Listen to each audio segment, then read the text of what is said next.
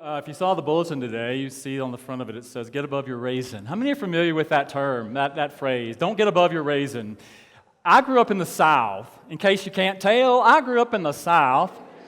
And, it's funny, I was doing the announcements earlier, and I was talking so fast, I was thinking, does a Southern boy ever talk that fast, All right, let me just breathe. I remember hearing in the South a Southern colloquialism. Is that the word? Colloquialism. See, my mind is just not. Colloquialism. Don't get above your raisin. And what that meant was, don't get too high-headed. Don't get above who you have been raised to be. Don't get above your station, so to speak. If you were raised in a family that was probably lower socioeconomic or something akin to that, then if you had any high hopes or dreams or passions that you were going for, sometimes they would say, don't get above your raisin, don't think yourself too big, don't get too high-headed kind of idea. So my thought today is, let's get above our raisin. Let's get above those ideas, those concepts, the beliefs that many of us took on in our youth. And not just in our youth, but even into our adulthood. We've taken on ideas, concepts, beliefs that are really not in alignment with our true nature, that God is as us.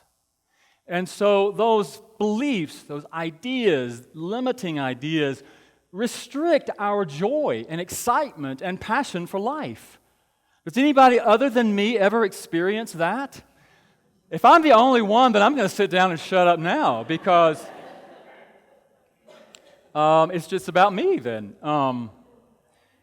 But the idea that those thoughts, those beliefs about who we are can limit us if we allow them to, and very often they limit us without our conscious awareness of them, right? They go on within our subconscious.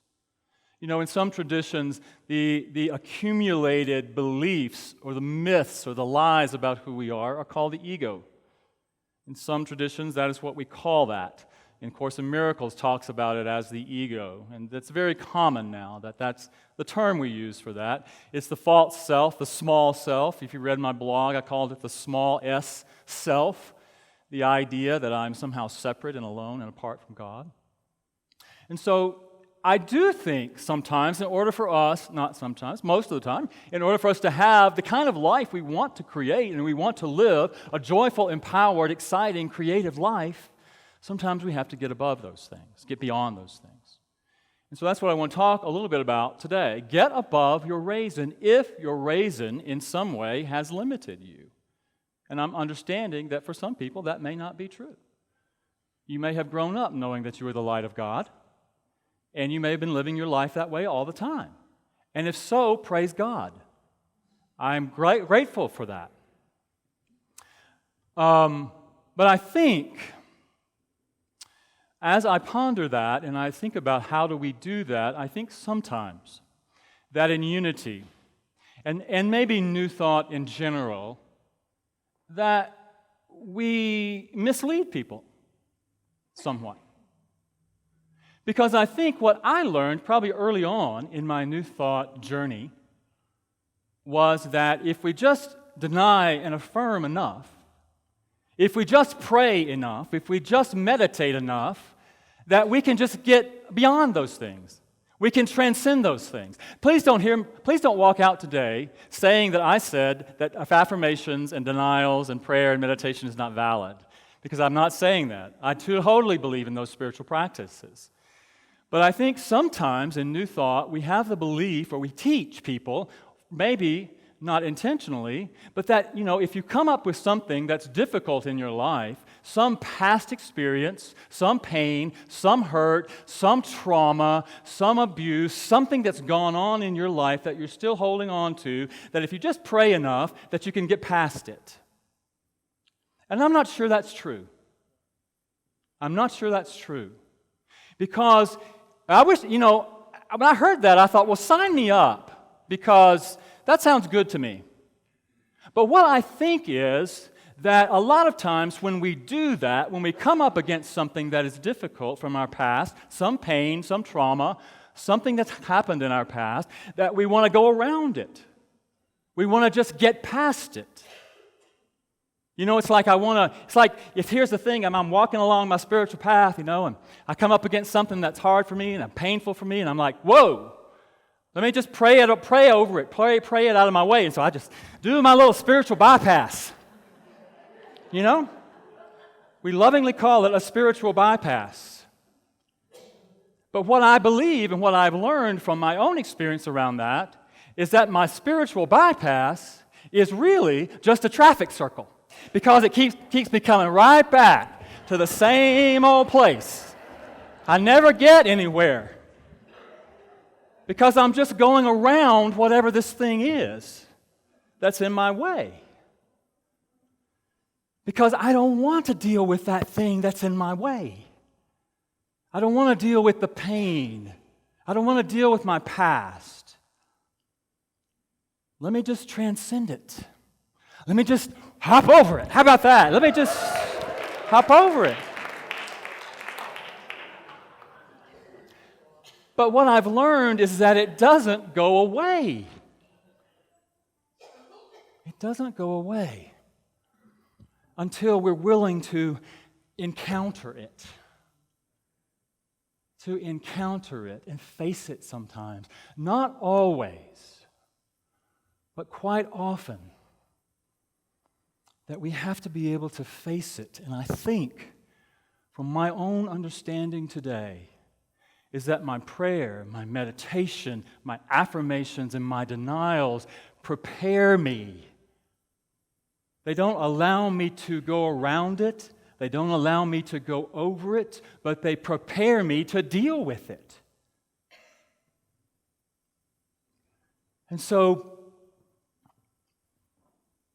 I think that it's something that is important. Because if we really want to transcend, to move beyond, that the only way past, as we've heard, the only way past is through, to deal with it. And as I was thinking about that this week, I was thinking, well, what is the spiritual truth of that? I mean, is there evidence for that? Is there biblical evidence for that? And I think there is. Everybody remember the story of Moses? Well, let me say this, that Unity believes that the Bible is mostly allegory and that it is a story of the evolution of human consciousness. Charles Fillmore talked about interpreting the Bible metaphysically. Not the only way we interpret it, but we do interpret it metaphysically. You've heard me say this before, that every place, every person, everything in the Bible can represent an aspect of you and me. Every person, every place has some aspect of you and me. And that the stories in the Bible, when interpreted metaphysically, can show us what goes on in our own consciousness as we move along our spiritual journey, as we evolve on our spiritual journey, and as we as our own consciousness continues to evolve. And so the story of Moses was fascinating as I pondered it this week, because if you remember, Moses was born a Hebrew, and because of the Pharaoh's edict about killing the children, his mother put him in the river, and the Pharaoh's daughter got him out of the river, raised him as her own, and so Moses was raised, if you will, in the Pharaoh's house. He was raised with the idea that he was an Egyptian. He was raised with the ideas and the concepts and the prejudices of the Egyptian consciousness and the oppression of the Israelites in Egypt. Well, after he killed an Egyptian soldier, and he was afraid that the Pharaoh would find out about that, so he left Egypt, and he became a sheep herder, a shepherd, his father-in-law's sheep.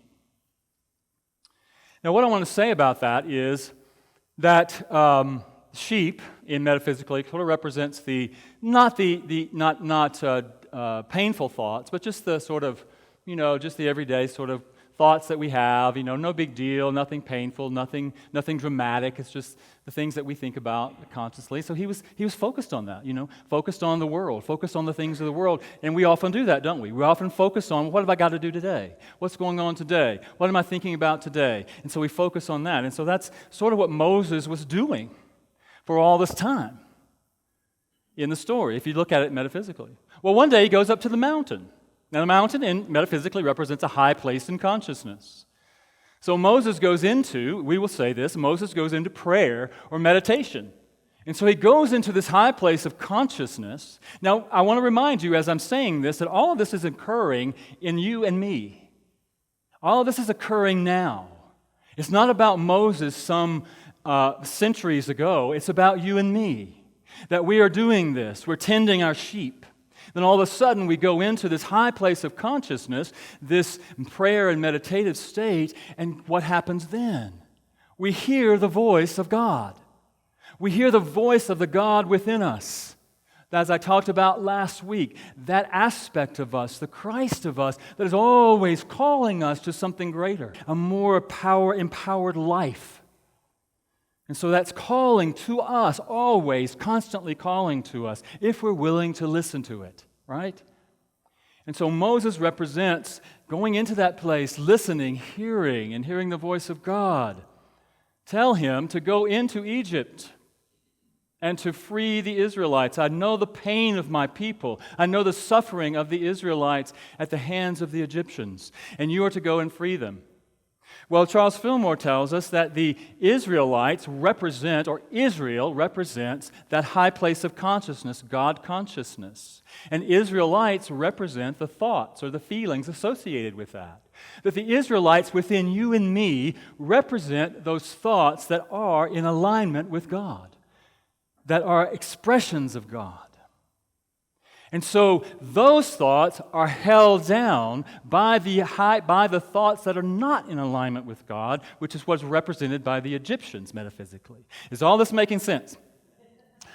Egypt, metaphysically, represents that place in consciousness, that subconscious place where we hold on to the pain, we hold on to the hurt, we hold on to those things that we really don't want to deal with, and that all the thoughts and feelings that are associated with that are what are represented by Egypt and the Egyptians metaphysically.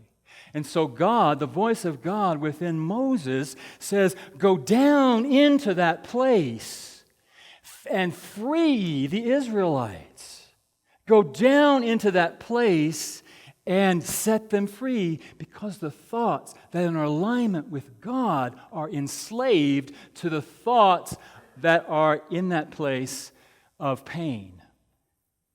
You see, if we're suppressing the pain, if we're suppressing our hurt, if we're suppressing the things that we don't want to deal with, then we're also suppressing the things that we really do want to experience, right? And so I want to point out that God did not say to Moses, just affirm the power of the Israelites. He didn't say, deny the power of the Egyptians and affirm the power of the Israelites. He didn't say, just pray about it and it'll all go away. Right? What did he say? Go down into Egypt and free the Israelites. He also didn't tell Moses that he was going to have to deal with some stuff when he went down in there, right? Because guess what? It wasn't just the Egyptians who dealt with all of the plagues, right? How could it be? The Israelites were living down in there too. So the idea that Moses goes into the Egypt, again, that's you and me, on our spiritual journey to free ourselves from being maybe enslaved to our past, enslaved to our pain, enslaved to our raisin, so to speak.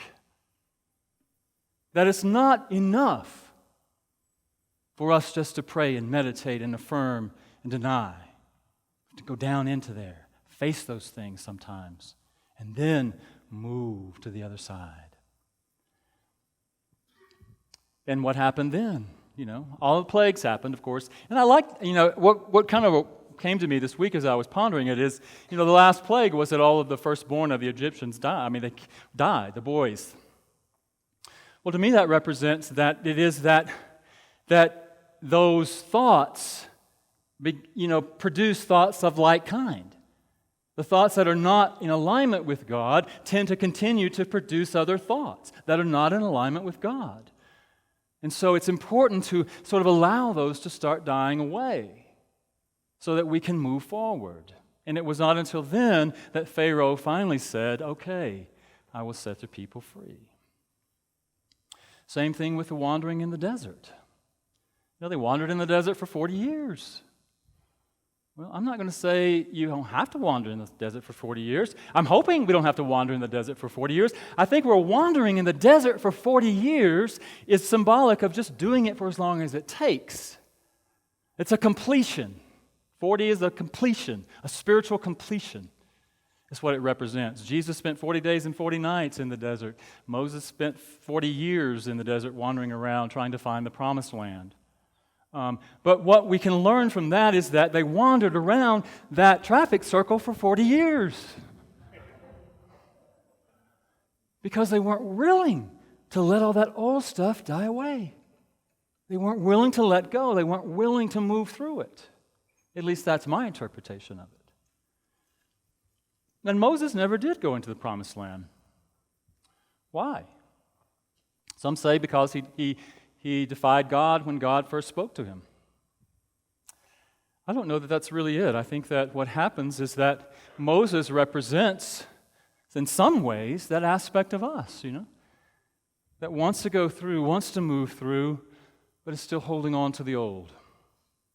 In some ways, still holding on to the old. And so it was Joshua that finally led the Israelites over into the promised land. And so while we do our affirmations, while we do our denials, while we do our prayers and meditation, it's also important to recognize that that prepares us, strengthens us, empowers us to go down into that place where some of us don't really want to go and to do the work that we need to do to move forward and to release, to let go of some of that energy. I shared with you in my blog this week a story of something I became aware of this week, some limiting thought, my own raisin, so to speak, around not being worthy, not being good enough. Some of you I know read it because I've received some comments from you about it, and for those who didn't, I'll just share a short story about it. The church gave me a gift certificate for a day spa. And so I decided to make my appointment to go. I like to have a facial every now and then. And so I used that gift certificate to go have a facial on Monday. So I made the appointment, and the salon is down at the shops of South Glen. And already I was thinking, oh, that's where the rich people shop. That was my first thought. And then there's the whole thing about, I didn't say this in my blog, but here's the whole thing about a man going into a day spa that caters mostly to women. Already, I'm out of place. So I walk in, and I'm greeted warmly by the receptionist, and she offers me a drink, and she said, would you like a mimosa? Would you like a glass of wine? Or would you like some water? And since it was 11:30 in the morning, I chose the water. So she brought me the water, and then she led me back along the hallway to the changing room, and it was beautifully appointed. The whole thing was just elegantly appointed. And so I was sitting there thinking, who am I? Who do I think I am? I heard the voice of my mother or my dad saying, "Don't get above your raisin, son," you know. And so there was this beautiful robe and sandals and all these toiletries spread out on the counter that you could use in this private shower. And I was like, oh my God. First of all, it's like, wow, this is luxury. And I was thinking, oh, I don't belong here. Then she led me across the hallway to this beautiful room that had these, I'm going to say chaise lounges. I know it's chez langer. But... and this fireplace and this low light and this music, soft music. There was nobody else in there. They had these snacks and water, all this stuff you could use. And so I was like, oh, good Lord, I don't know. Maybe I should just get my clothes back on and run out the door. All these thoughts were going on in my head, And so I sat there. I went back and got my robe on, got my sandals on, walked over there, and I sat down in one of those chairs and just put my feet up. And it's like my first thought was, again, you don't belong here. This is above you, above your raisins, so to speak. But I was aware of the thought. And so I was able to stop and just be with the thought. Rather than really trying to go around it or really trying to jump over it or trying to deny it, I was really willing to be with the thought and be with the feeling that came up with the thought. And in a moment, it wasn't a moment, it was quite a few minutes before I was able to get connected and centered in my Christ self. And then I realized that, that we all deserve the riches of the world. And there's not one of us that doesn't. And that I was in the perfect place at the perfect time to learn whatever lesson I needed to learn in that moment. So I was able to go have this wonderful facial and enjoy it and leave there and think, man, I made it around that thing or made it through that thing, kind of faced it. And I went through it and I was on the other side of it. Well, a couple of days later, I realized that I was on the traffic circle, coming back around. Because I do some spiritual work with a teacher that I've been working with, and we do some work where we go into the feelings in the body and really connecting with what the energy is in the body and where those energies are in the body, and really meditating, being present with the energy in the body. And we did that on Thursday, and I was shocked and amazed. What came up for me was a memory from 30 years ago, something I had not thought about in many years, associated with my grandmother, because I was still holding on to the injury or the idea that I'm not worthy, even though I thought I had gone through it.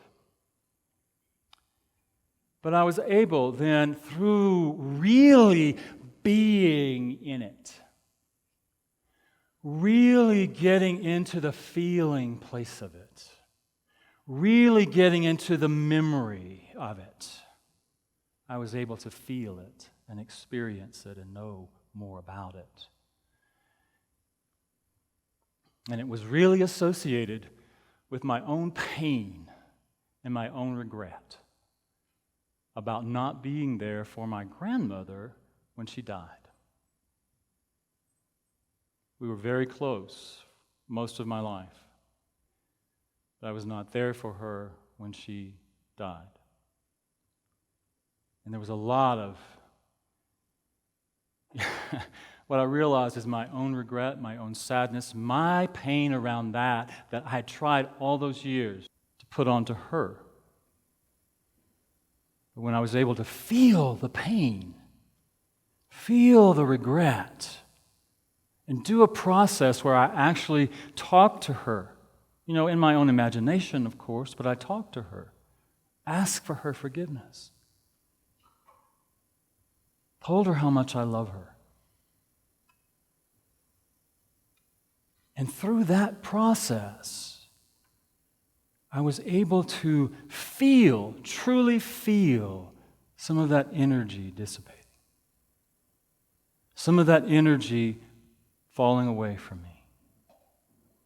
So that being in it, feeling it, experiencing it, letting it dissipate, not by avoiding it, not by resisting it, not by trying to go over it or around it, but just seeing the willingness to be in it. And in that moment, in that hour, I would say, I felt so much freer and able then to truly move past.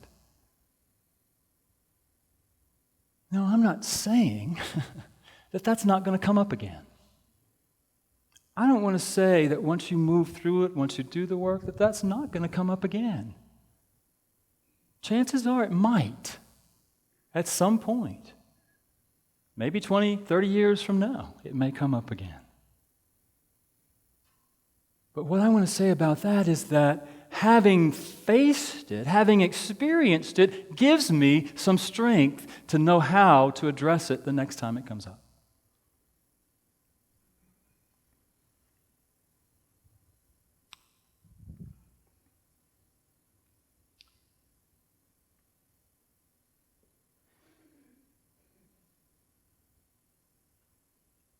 So, ultimately, what I think is important about what I want to say today is just that even though it's scary sometimes, even though it's painful sometimes, that those things that we believe, those memories that we hang on to, and I'm not going to, let me just say this, as I just said that word, that we hang on to. What I believe about that is that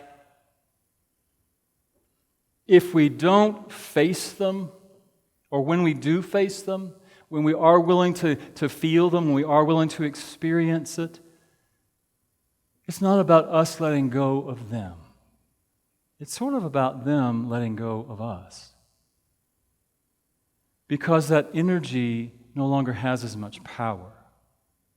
When we investigate, when we question, when we are willing to sit and experience,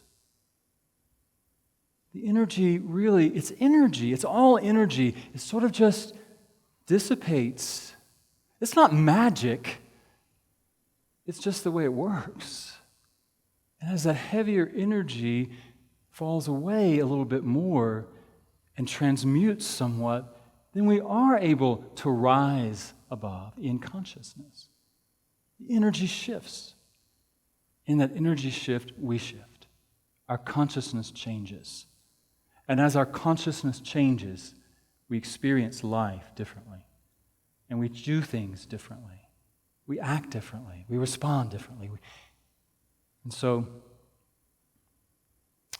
if you're facing something in your life, something that you feel is just holding you down, like those Egyptians that are suppressing the Israelites, enslaving the Israelites, I want you to know that the Israelite is still active.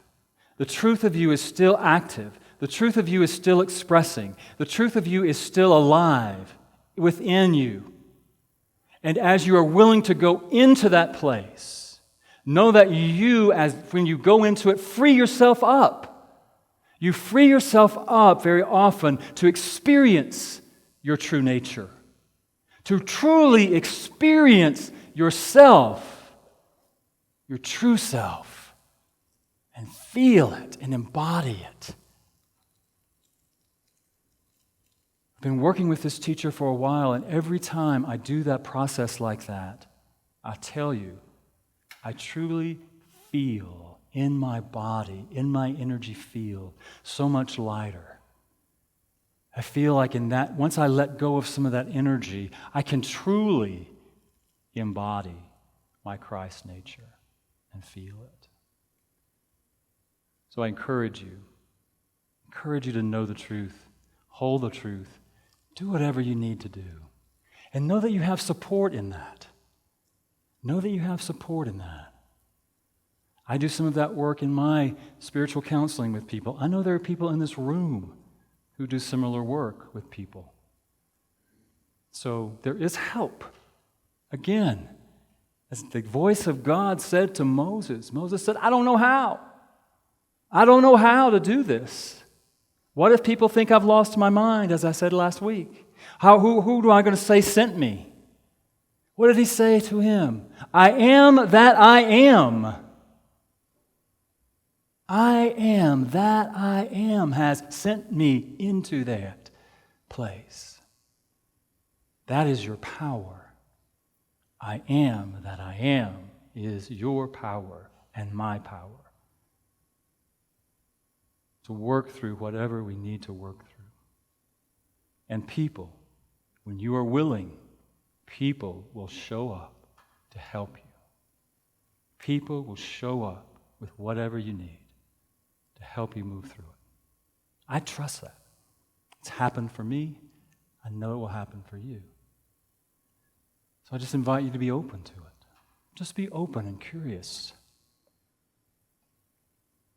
And please know that I'm here to support you.